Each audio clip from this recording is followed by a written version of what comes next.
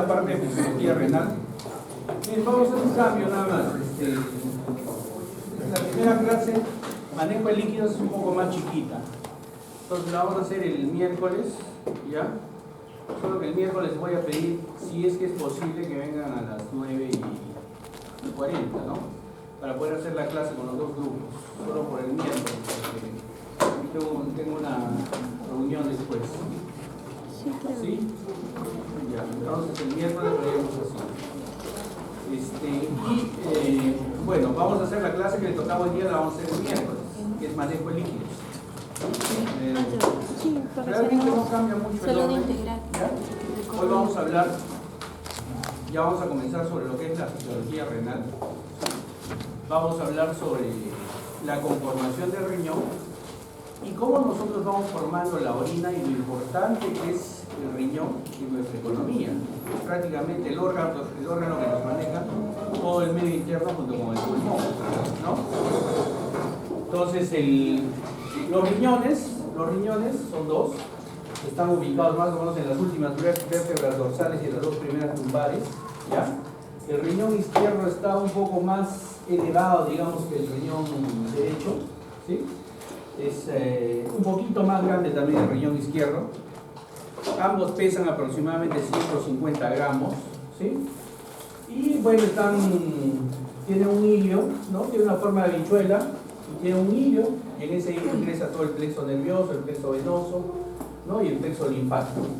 Tienen una cápsula, están rodeados de una cápsula, la fase ferota, y tiene una cápsula renal, es decir, tiene una amortiguación de tejido adiposo para que no sufran demasiado. Es un órgano ubicado en el retroperitoneo, o sea que para nosotros ingresar a sacar un riñón es súper recontra difícil, ¿ya?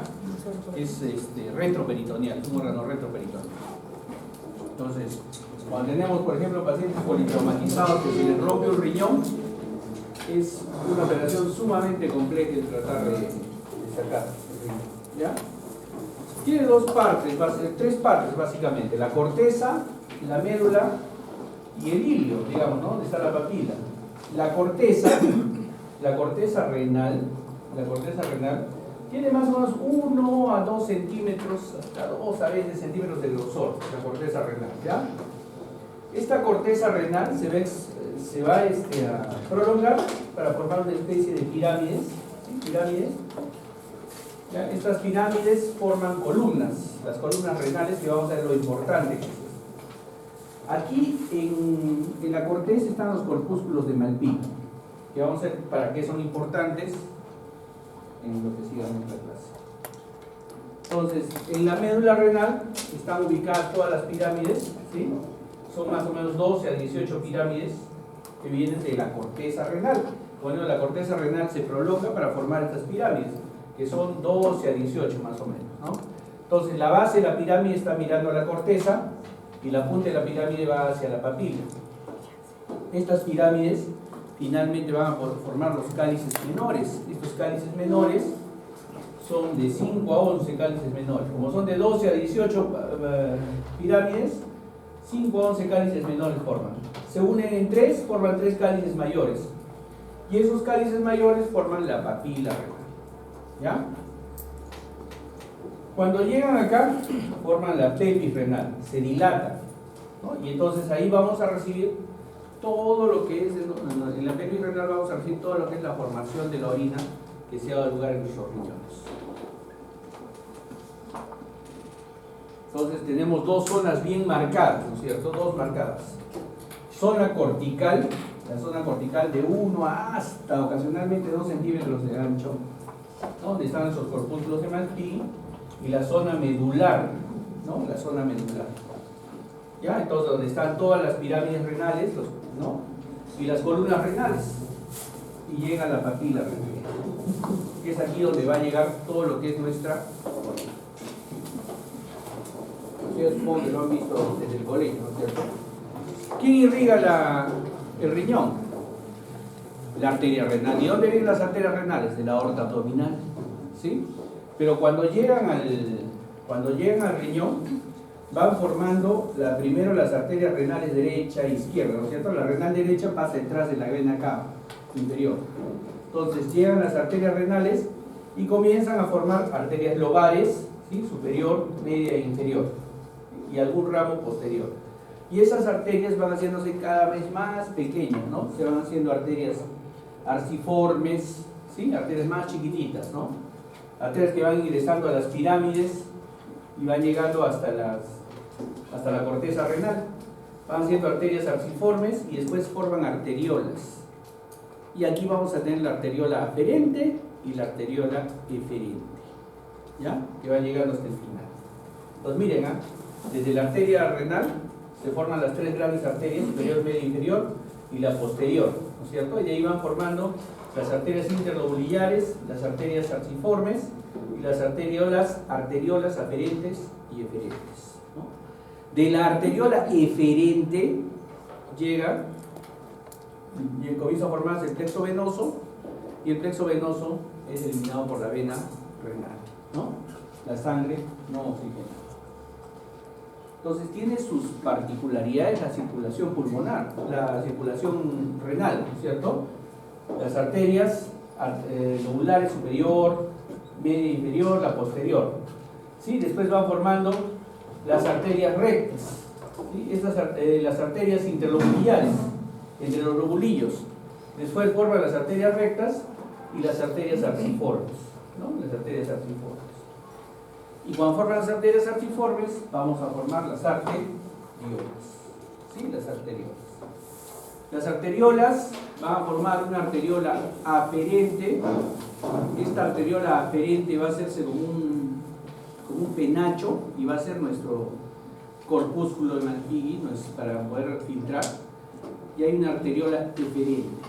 Esta arteriola eferente es la que va a bajar hacia los túbulos renales, ¿sí? Y va a juntar la sangre venosa. Vamos a verlo ahorita.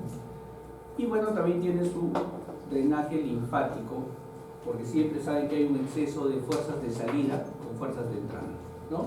Siempre. ¿Quiénes inervan los riñones? Los riñones son inervados todos por nuestro sistema nervioso simpático y parasimpático, ¿no es cierto? Tenemos fibras colinérgicas y fibras adrenérgicas que nos van a inervar el sistema nervioso del sistema renal. Y vamos a verlo en su autorregulación. Entonces, este riñón que estamos viendo, que son dos riñones, cada uno tiene su ubicación, todo esto tiene como funciones principales tres cosas. Primero, vamos a filtrar. ¿Y cómo se filtra? Hemos visto arteria renal, ¿no es cierto? Las arterias lobulares, las arterias interlobulillares, las arterias rectas, las arterias arciformes, y de arterias arciformes viene la arteriola aferente. Esta arteriola aferente, que está en la corteza renal, forma un penacho que se llama glomérulo, ¿ya? Este penacho es la zona de filtración de líquido y de algunos solutos. Vamos a ver durante estas 2 semanas que vamos a hacer renal, vamos a ver qué se filtra por ahí. Y de ahí sale una arteriola eferente, ¿no? Esta arteriola eferente. Y esta arteriola eferente va a bajar hacia los túbulos renales. Todos los túbulos que han visto ustedes en el colegio los vamos a volver a ver ahora. Ya de una manera diferente. Baja hacia los túbulos renales. Y es ahí donde se va formando la sangre venosa del riñón, ¿sí? Y entonces se forma la sangre venosa, y la sangre venosa ya se va a formar la vena renal. Pero cuando se filtran acá en el glomérulo, se van filtrando las sustancias. Y se van filtrando a lo largo de todos los túbulos renales, se van filtrando sustancias. Algunas van a llegar hasta la orina, otras no, otras se reabsorben y regresan a nuestra sangre. Esa es la reabsorción, ¿sí? Finalmente, vamos a tener que hay muchas sustancias y hormonas y aminas que se secretan a nivel del aparato renal. Entonces tiene 3 funciones básicamente: filtración, reabsorción y secreción. filtración de sustancias. Eso es el aparato renal, esas son sus funciones. Entonces, como dice Gaito, ¿qué hacemos con el riñón? ¿Cuáles son las funciones del riñón básicamente? Mantener el balance hídrico. ¿Por qué? Porque nosotros ingerimos líquidos y lo eliminamos gracias al riñón principalmente. ¿Cuánto orinan al día ustedes? Los normales que toman agua. ¿Cuánto deben orinar al día más o menos? Litro y medio. Depende de la cantidad de agua, pero más de litro y medio debería ser, ¿no? Entonces, eso mantiene. Entonces, ¿cuánto de agua deberías tomar al día? Litro y medio de litros. Balance hídrico, ¿no es cierto? Eso mantiene nuestro riñón, ¿sí? ¿Y cuál es el truco entonces? ¿Para qué me hidrato? Te hidratas justamente para que se filtre la orina y puedas eliminar las toxinas, ¿no es cierto? Ese es el truco del riñón. Para eso tomas agua y le eliminas. Hace el equilibrio ácido-base porque elimina iones bicarbonato, elimina iones hidrogeniones, ¿no? Lo vamos a ver, ¿sí? Mantiene la homeostasia porque elimina glucosa, la reabsorbe, no elimina proteínas, no elimina aminoácidos, elimina bicarbonato, elimina urea, ¿no? Entonces mantiene el ácido base. Excreta algunos desechos metabólicos como la creatinina, secreta hormonas como la angiotensina, como la renina, como la eritropoyetina.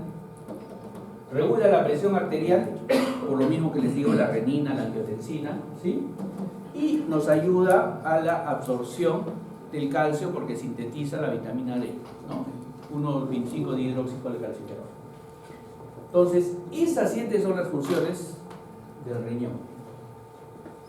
Ahora, si les pregunto esto en el examen, pues es una pregunta regalada, ¿no? Espero. Entonces, ¿cuáles son las sustancias que excreta, que son producto de desechos metabólicos? La urea, la creatinina, el ácido úrico, las bilirrubinas, algunos desechos hormonales, ¿sí? Algunas toxinas y algunos medicamentos que son eliminados por la orina. Entonces, para eso son. ¿Y qué es la nefrona? La nefrona es un riñón chiquito, es la unidad funcional del riñón. Volvemos a lo mismo, ¿no es cierto? Arterias renales, arterias lobulares, arterias interlobulares, las arterias rectas, y de las arterias rectas salen las arterias arciformes, y esas arterias arciformes se vuelven la arteriola aferente, formamos el glomérulo, que es donde se va a filtrar, donde se produce el fenómeno de filtración, ¿no? Tenemos la arteriola eferente, y esta arteriola eferente, con lo que queda de lo que no se ha filtrado, va a ir a irrigar todo lo que son los túbulos renales, ¿no? Y como los túbulos y este tejido necesita mantenimiento, necesita oxígeno, entonces le va el oxígeno y se va a formar sangre venosa, ¿no? Y entonces sale arteria recta. Entonces, esa es la forma como se irriga un riñón. Pero el riñón, entonces, para que tenga sangre oxigenada y tenga que tener pueda filtrar y pueda desechar sustancias, requiere varias cosas. Primero, requiere que haya una buena presión arterial para que llegue la sangre hasta acá, ¿no es cierto? Segundo, que haya un juego de presiones capilares para que puedas filtrar, como hemos visto en capilares sistémicos, lo hemos visto hace poco en capilar pulmonar, ¿no es cierto? Cómo se filtran las cosas. Y aquí va a haber un intercambio entre los túbulos y los vasos sanguíneos, va a haber un intercambio de sustancias y líquidos, que lo vamos a ir viendo poco a poco conforme vayamos analizando cómo se forma la orina. Entonces, la nefrona forma, junto con la cápsula de Bowman, el corpúsculo renal, que es una unidad funcional del riñón. ¿Cómo es esto?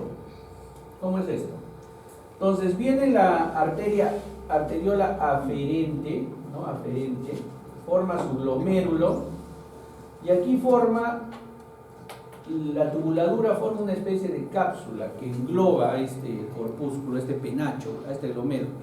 Se llama cápsula de Bowman. Y la cápsula de Bowman es la que se encarga de receptar todo el volumen de líquido y las sustancias que están filtrando a través del glomérulo. ¿Ya? La cápsula de Bowman. Y entonces, en esta cápsula de Bowman comienza el recorrido de lo que después va a ser nuestra orina, ¿no? Formando todo lo que es la tubuladura. Ahora, ojo, hay dos tipos de nefronas, ¿no? La nefrona es todo, ¿no es cierto? La cápsula de Bowman, el glomérulo. Entonces, hay dos tipos de nefronas. Una, las nefronas corticales, y otra, las juxtamedulares. ¿En qué parte dijimos que estaban las nefronas? Están en la corteza renal, ¿no es cierto? En la corteza renal. Entonces, las nefronas corticales, su nombre lo dice, están en la corteza, netamente en la corteza renal. Están ubicadas ahí, en la corteza. Y entonces tienen sus características estas nefronas. Porque sus túbulos renales que bajan aquí, son túbulos chiquitos. Llegan a la médula renal un poquito y regresan, ¿no? En cambio tenemos otras, que son las nefronas juxtamedulares. Y estas nefronas juxtamedulares, están sobre la médula, en la parte inferior de la corteza, ¿sí? Que son el 60% de las nefronas. Y estas más bien tienen una tubuladura y el ACGL muy largas, y que van a ir hasta el fondo de la médula y van a volver a regresar.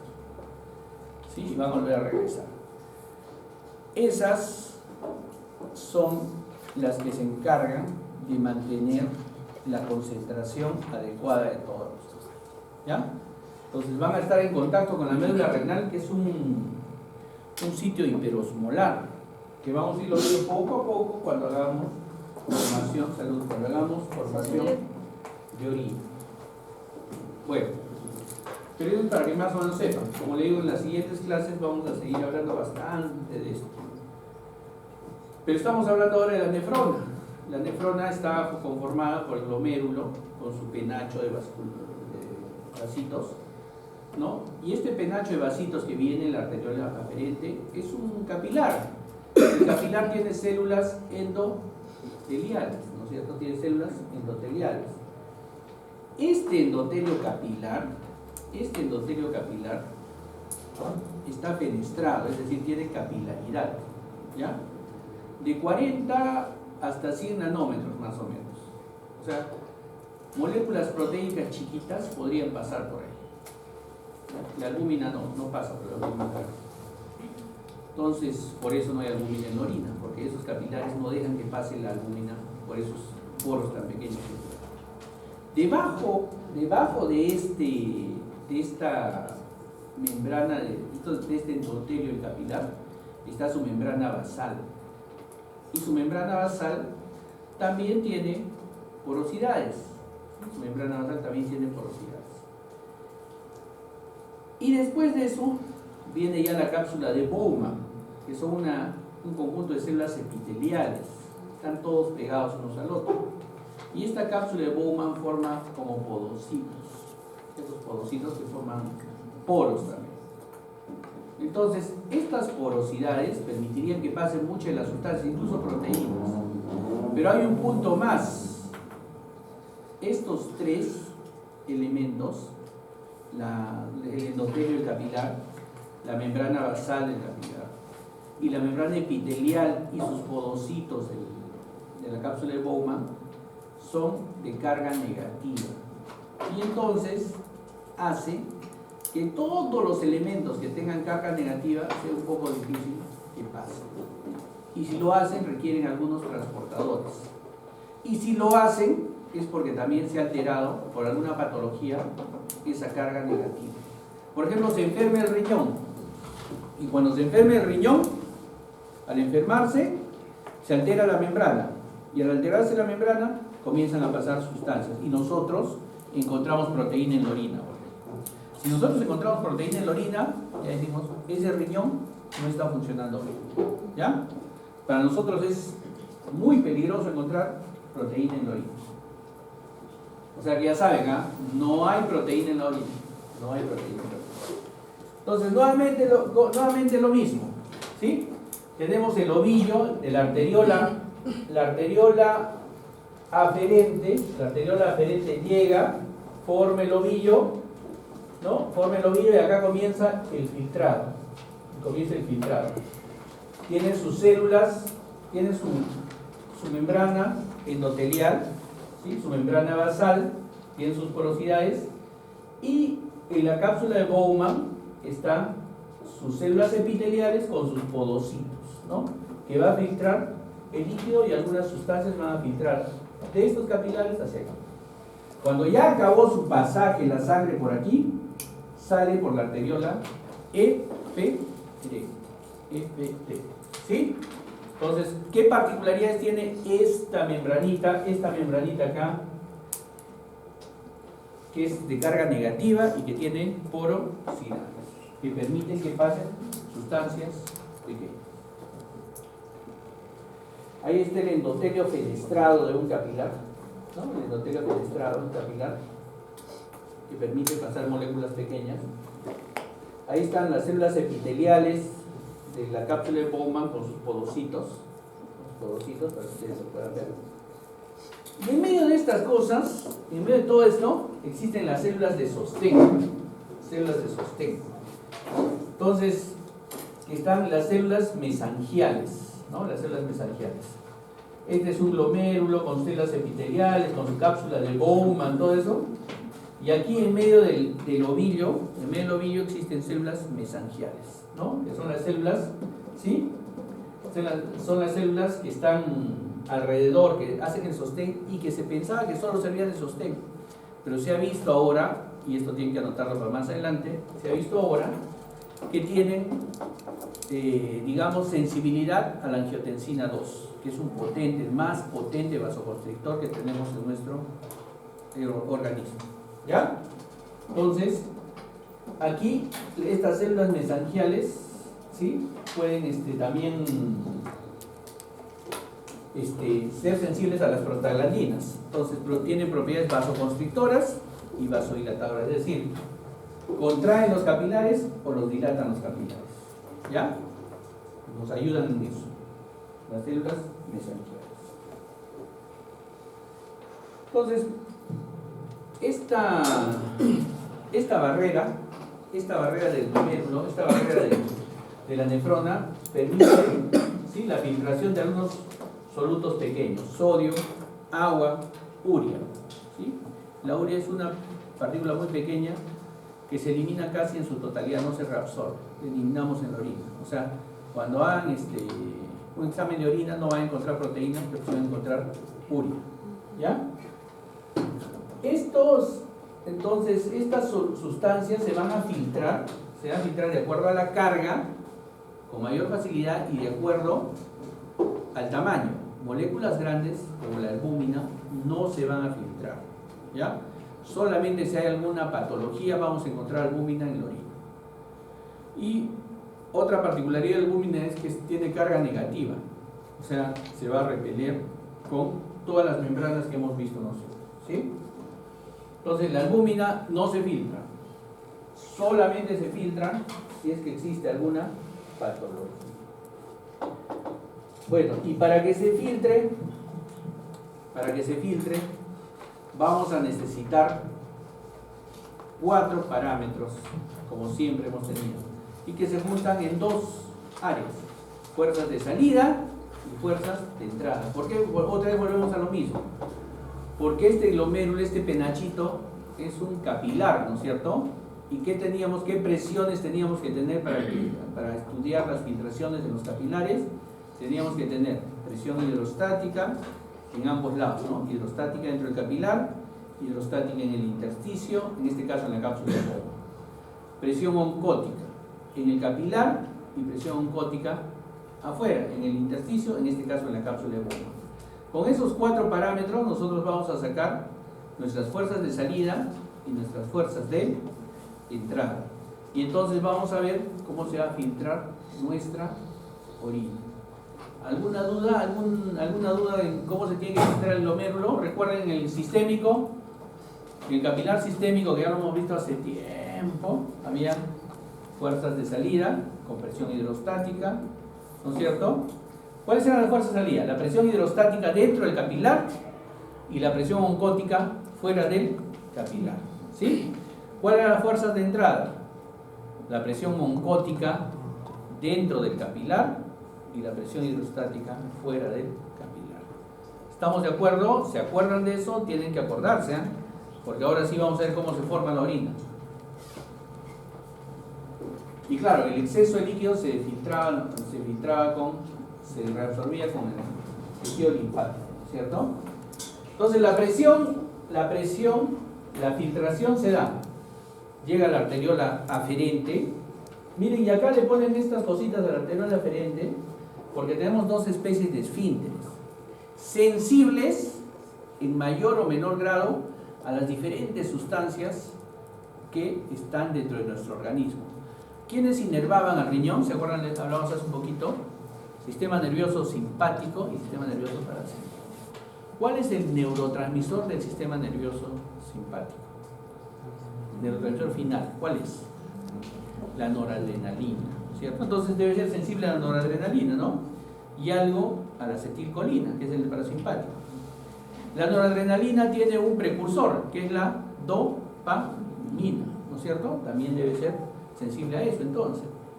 Tiene prostaglandinas. El óxido nítrico es un vasodilatador natural. Entonces ahorita vamos a ver cómo trabajan ahí, ¿ya? Pero supongamos que no hay efecto ahí, entonces por la arteriola aferente. ¿De dónde viene la arteriola aferente? De la arteria arciforme, ¿no es cierto? Viene la arteriola aferente, llega al penacho, llega al capilar, y acá tenemos la cápsula de Bowman. Entonces aquí, vamos a ver, la presión hidrostática dentro del capilar renal es 60 milímetros de mercurio, 60. O sea, es poquito, bastante. ¿Cómo era la de la presión hidrostática en el capilar sistémico?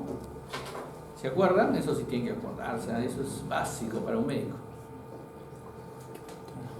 Eso lo han visto. ¿Cómo era? ¿Se acuerdan o no se acuerdan? 17. ¿Cómo era la presión capilar en el pulmón? ¿Cuánto era la presión capilar en el pulmón? Acabamos de pasar eso, ¿eh? ¿En el pulmón cuánto era?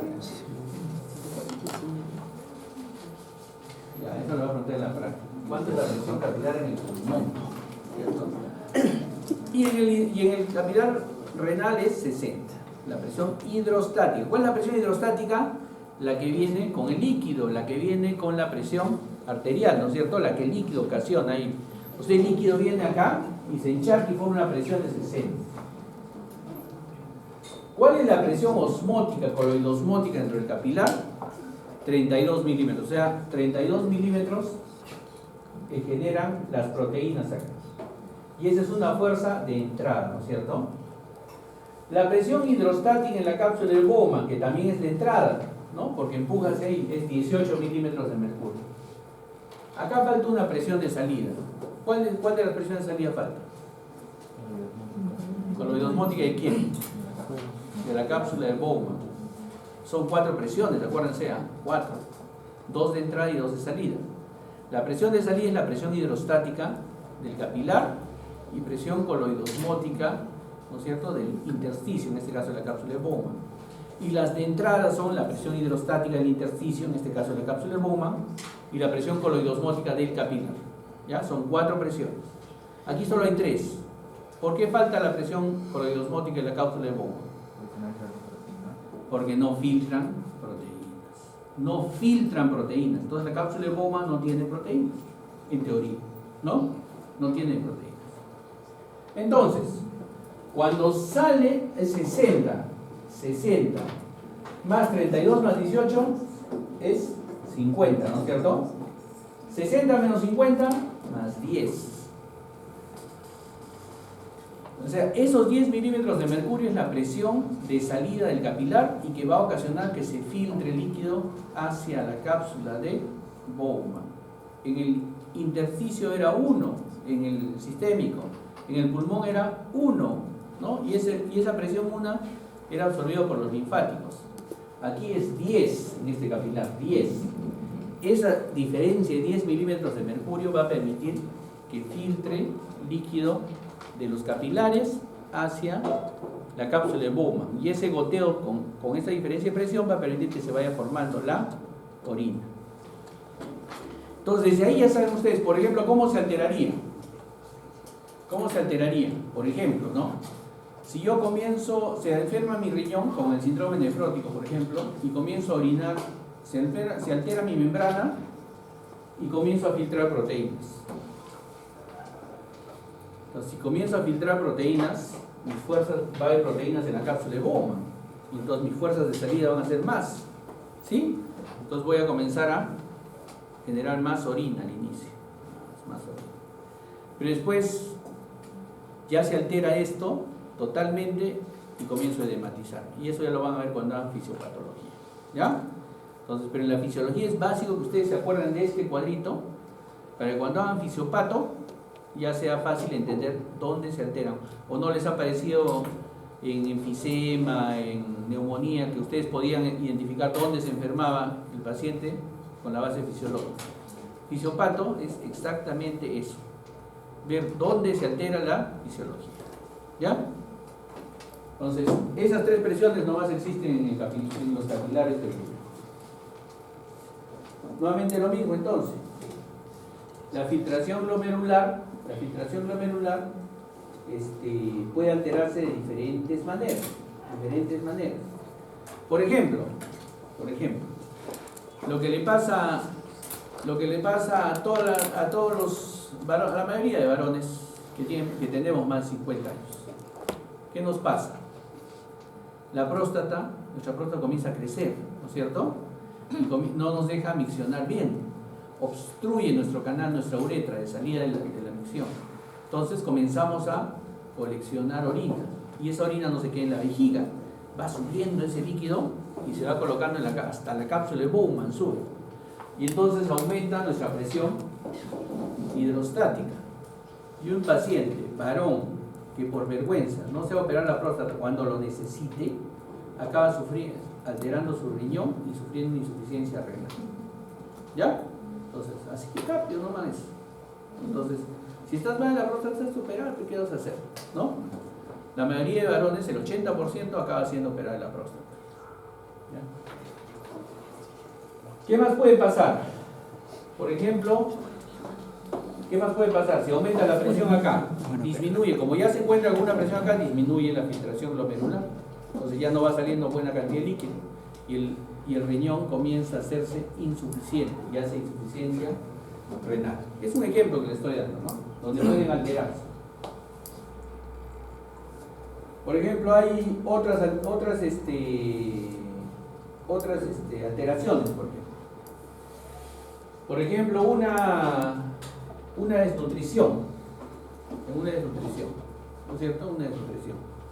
¿Qué es lo que pasa? Tienes menos proteínas, ¿sí? Y cuando baja tu cantidad de proteínas, ¿qué sucede acá? Entonces tus fuerzas de entrada disminuyen, ¿no es cierto? Comienzan a disminuir. ¿Sí? Entonces, ¿qué pasa aquí? Comienzas a eliminar más líquido, ¿ya? Y entonces no solo te desnutres, sino te deshidratas también, te eliminas más cantidad de líquido. Bueno, pero una desnutrición es más sistémico también, acuérdense, porque si no tengo proteínas a nivel sistémico, también el líquido se fuga por ahí y hacemos edemas, ¿no? En las desnutriciones. Entonces, la filtración glomerular se puede alterar de múltiples maneras, ¿ya? De múltiples maneras. Básicamente, si es que se contraen o se relajan la arteriola aferente y la arteriola eferente, ¿no? O puede aumentar la resistencia, es decir, si se contrae más, o pueden dilatarse. Entonces vamos a ver alguna de estas. Por ejemplo, la adrenalina y la noradrenalina, que se estimulan por el sistema nervioso simpático, ¿no? ¿Qué pasa cuando ustedes se asustan? ¿Les da ganas de ir al baño o no? ¿Se acuerdan que tienen que orinar? Muchos ni se acuerdan, ¿no? ¿Qué es lo que pasa? La adrenalina y la noradrenalina son vasoconstrictores. Actúan a nivel de la arteriola aferente y la arteriola eferente. Entonces, ¿qué es lo que pasa cuando llega la cantidad de líquido que llega al riñón, que tiene que llegar al riñón? Se encuentra con la arteriola aferente cerrada, ¿sí? Pasa buena cantidad de líquido, si está cerrada, no pasa, ¿no es cierto? No llega al glomérulo. Entonces va a filtrar menos y vas a miccionar menos. Ese es un efecto del sistema nervioso simpático. La adrenalina y la noradrenalina cierran ambos, arteriola aferente y arteriola eferente, produciendo que haya menos llegada de líquido, de sangre al capilar. Y como llega menos sangre al capilar, entonces vas a filtrar menos. ¿Qué es lo que pasa cuando tú tienes la presión arterial alta? ¿Qué generas? Adrenalina y noradrenalina, ¿no? Entonces, ¿qué es lo que va a suceder ahí? Igual, se cierran los vasos y vas a miccionar menos. Filtras menos sodio, todo, y se va haciendo un círculo vicioso. La endotelina es un potente vasoconstrictor. Ya es un potente vasoconstrictor que produce una vasoconstricción también a nivel de la arteriola aferente. Como llega a la arteriola aferente, no va a llegar sangre al glomérulo. Y como no llega sangre al glomérulo, disminuye la filtración glomerular. La angiotensina 2. La angiotensina 2 es... ¿cómo se genera la angiotensina 2? Vamos a verlo más adelante, les explico ahora un poco. Tenemos en nuestras células mesangiales, tenemos un grupo de células que se llama el aparato yuxtamedular, ¿cierto? ¿Qué es lo que sucede con este aparato yuxtamedular? Como está regresando cerca de la tubuladura, este aparato yuxtamedular va a detectar la cantidad de líquido que está presente en los túbulos renales y la cantidad de sodio, ¿ya? Entonces, si ve que existe poco líquido o existe poco sodio, dice, ah, no, entonces este paciente es hipotenso, dice nuestro riñón, ¿no? Que es nuestro doctor en ese momento. ¿Y qué hace? Genera renina, ¿sí? La renina estimula la angiotensina 1, ¿sí? Y la angiotensina 1 va a ir a nuestro pulmón, ¿no? Y en nuestro pulmón existe una hormona que se llama enzima convertidora de angiotensina y la va a convertir en angiotensina 2. Nuestra angiotensina 2 es quizá el más potente vasoconstrictor. Pero ¿qué es lo que sucede allí? La angiotensina 2, claro que contrae la arteriola aferente y eferente, pero más tiene efecto sobre la arteriola eferente, a diferencia de la adrenalina y noradrenalina, que los dos cerraban, ¿no es cierto? Y la endotelina era más arteriola aferente. La angiotensina 2 prefiere un poco más a la arteriola eferente. Y entonces, ¿qué es lo que sucede? Llega el líquido al capilar renal, llega el líquido, entra a la arteriola aferente, que está contraída, pero no tanto, entonces pasa el líquido, y cuando llega a la arteriola eferente, se va a encontrar cerrada la arteriola eferente. Entonces el líquido se queda en el capilar glomerular. Pregunta examen: ¿aumenta o disminuye la tasa de filtración glomerular? ¿Aumenta o disminuye? Ahora sí van a tener que leer bien y jugar en su cabeza, porque las preguntas de nefro son así. ¿Qué aumenta o disminuye? Si se cierra la arteriola aferente, ¿aumenta o disminuye la filtración glomerular? Aferente. Disminuye porque no llega. Arteriola eferente, ¿aumenta o disminuye? Aumenta porque se queda ahí. Y entonces ya tiene las hormonas, tiene todas las hormonas: angiotensina 2, endotelina, adrenalina, noradrenalina.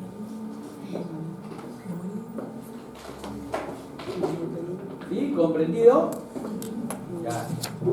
También tenemos vasodilatadores renales. El óxido nítrico generado por el endotelio capilar es un excelente vasodilatador renal. Pronto, esperemos, en la siguiente década, a partir de 2020, ya salga óxido nítrico como medicamento inhalador y nos salve de los infartos y todo eso. Esperemos, ¿no? Dice que está avanzado ya en ese momento, ¿no? Bueno, las prostaglandinas y la bradicinina, sobre todo la prostaglandina I y la prostaglandina E, son vasodilatadores. Entonces, estas prostaglandinas dilatan los los vasos renales y aumentan nuestra tasa de filtración glomerular, ¿no? O sea, la filtración glomerular aumenta porque llega más sangre por la arteriola aferente. Pero miren acá, nosotros, por ejemplo, usamos como sin nada, como caramelos venden en las farmacias, los antiinflamatorios no esteroideos, ¿no? Yo, así, sin haber llegado a farmacología, díganme un antiinflamatorio no esteroideo ustedes. ¿Qué toman en su casa sus papás cuando les duele algo? ¿Qué? Ibuprofeno. El seguro le dan ibuprofeno así, toma, para 10 meses. ¿Qué más le dan? Paracetamol no tanto. Otra. Naproxeno. También igual, ¿no? Vas a la farmacia y te da una caja de naproxeno. ¿Qué más? No, amoxi es antibiótico. AINES. Esos son AINES, antiinflamatorios no esteroideos. ¿No es cierto? Las aspirinas. Ya, por si acaso, ya salió el estudio completo, ya no es que tome aspirina de 100 miligramos para prevenir infarto, no, ya está contraindicado totalmente. Y ahora les explico por qué. Justamente, ¿qué es lo que sucede? Los AINES inhiben la formación, vamos a verlo en farmacología, solo lo estoy diciendo ahora, inhiben la formación de prostaglandinas, las inhiben. Y como las inhiben, entonces no va a haber vasodilatación, ¿no es cierto? Y si no hay vasodilatación y no hay equilibrio, entonces hay que abrir en el riñón permanentemente mientras ustedes toman AINES. Vasoconstricción de ambas arteriolas, aferente y eferente. Llegaría sangre al glomérulo, no llega, entonces va a haber menos filtración glomerular. Como no sale sangre, tampoco llega sangre a los túbulos renales, porque dijimos que los túbulos renales se irrigaban con la arteriola eferente, ¿no es cierto? No llega sangre. Y se han visto casos al uso crónico digo más de 7 días de AINES, de necrosis tubular, o sea, se muere el riñón y ya eso ya no lo recuperas nunca más, ¿no? Por ejemplo, ahora van a leer, ahora sí ya que tienen algo, si van a leer, no tomar más de 7 días, no es bajo control médico, ¿no? Porque después de 7 días he visto que la necrosis tubular, porque no hay irrigación, porque no hay prostaglandinas en el riñón, porque son inhibidas por los AINES, pueden producir necrosis tubular del riñón, ¿ya? Entonces, miren, o sea, nosotros nos hemos acostumbrado a la automedicación, pero la automedicación puede ser mortal en un paciente si es que no es bien educado. O sea, nosotros vamos a producir nuestra extinción con la resistencia a los antibióticos, ¿no es cierto? En México, por ejemplo, hay un trabajo que he estado leyendo anteayer, que recién lo han sacado, que dice que los médicos están recetando carbapenemes, que son, digamos, el top de antibióticos que tenemos, lo último ya para gripe, ¿no? Entonces han estado recetando para gripe carbapenem, ¿no? Entonces se ha descubierto que varias municipios, ¿no? colonias, los centros de células colonias estaban recetando los médicos carbapenem con recetas especiales para gripes. Eso va a ocasionar que hagan resistencia a eso. Va a ir una bacteria y nos va a eliminar de la faz de la tierra, ¿no? Porque ya no vamos a tener con qué pelear. Eliminar a los políticos. Bien, entonces, más o menos comprendido ahí cómo se maneja eso. Pero la sangre tiene que llegar al riñón, ¿no es cierto? Y la sangre para llegar al riñón necesita usar un porcentaje del gasto cardíaco. Y este porcentaje del gasto cardíaco, más o menos, es el 25%. Es decir, más o menos de los 5 litros que circulan por minuto, pasa 1,2 litros por el riñón, ¿no? Y de ese 1,2 litros que pasa por el riñón, se filtra, en los riñones se filtra 125 mililitros de orina, digamos ya formada, cada minuto, ¿ya?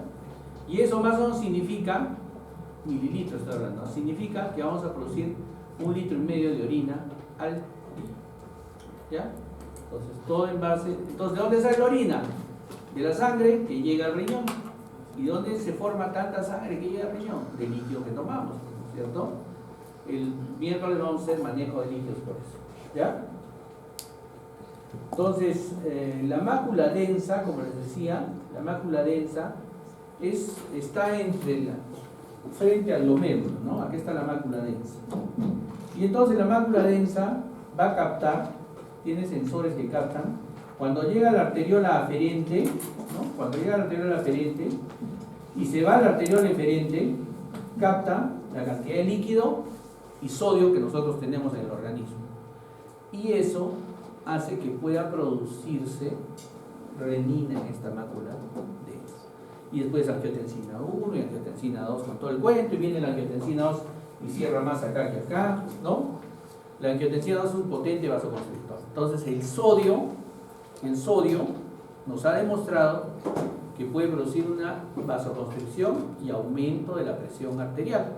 O sea, su doctor, si les dice, están con presión alta, no coman bajo en sodio, coman bajo en sodio. Porque aquí, en la mácula densa, ese sodio que ustedes creen que nadie lo va a detectar, él lo detecta. ¿Ya? O sea que si se vean a su abuelito echándole más sal, quítenle la sal, ¿no? Porque es así, eso es así, ¿no? Entonces hay tribus donde no conocen la sal y no hay ni un solo hipertenso, ¿no? Ni un solo hipertenso. Entonces, la sal produce. Pero limonita. Nuevamente ahí está el podocito, la filtración glomerular. Ya no va a tomar tequila. Entonces cuando llega, se filtra la orina, tenemos que ver, rápidamente vamos a ver nomás, en este esquema, vamos a ver que existen